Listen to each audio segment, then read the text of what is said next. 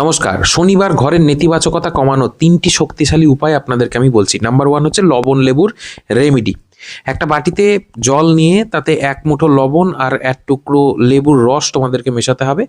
এবার ঘরের চারপাশে কোণাগুলো, যেগুলো ঘরের কোণা থাকে, সেই কোণাতে ঘড়ির কাঁটার দিকে ঘুরে এই যে জল সেটাকে দেখিয়ে দিতে হবে ২-৩ বার, দিয়ে ওখানে রেখে দিতে হবে। তারপর সেই জল বাথরুম বা বাইরে ফেলে দাও আধ ঘন্টা পরে। এটা ঘরে জমে থাকা টেনশন, ঝগড়া, ক্লান্তি, নেগেটিভ এনার্জি ইত্যাদি কিন্তু পরিষ্কার করে ফেলে। আর এটা অনেক মানুষ করেই কিন্তু উপকৃত হয়েছে।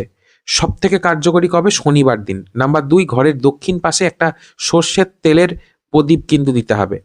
শনিবার সন্ধ্যায় দক্ষিণ দিকে একটা ছোট দ্বীপ জ্বালিয়ে তাতে ৫-৭টা সরিষার দানাও তোমরা ফেলে দিতে পারো, বা দ্বীপটিকে সর্ষের তেলে দিয়েও উজ্জ্বলন করতে পারো, বা ঘি দিয়ে দ্বীপ দিয়ে তার মধ্যে ৫-৭টা সরষার দানা, কালো সর্ষের দানা। দক্ষিণ দিকেই কিন্তু নেগেটিভ এনার্জি বেশি জমে থাকে বাড়িতে, এবং সরিষার দানা শনিকে শক্তিশালী করে এবং শান্ত করে। এছাড়াও নাম্বার 3, কালো তিল দিয়ে দরজা পরিষ্কার করতে পারো তোমরা। শনিবার সন্ধ্যায় দরজার সামনে ১ চিমটি কালো তিল ছিটিয়ে কিন্তু দিতে পারো। ৫ মিনিট পরে ঝাড়ু দিয়ে বাইরে সেটা ফেলে দাও।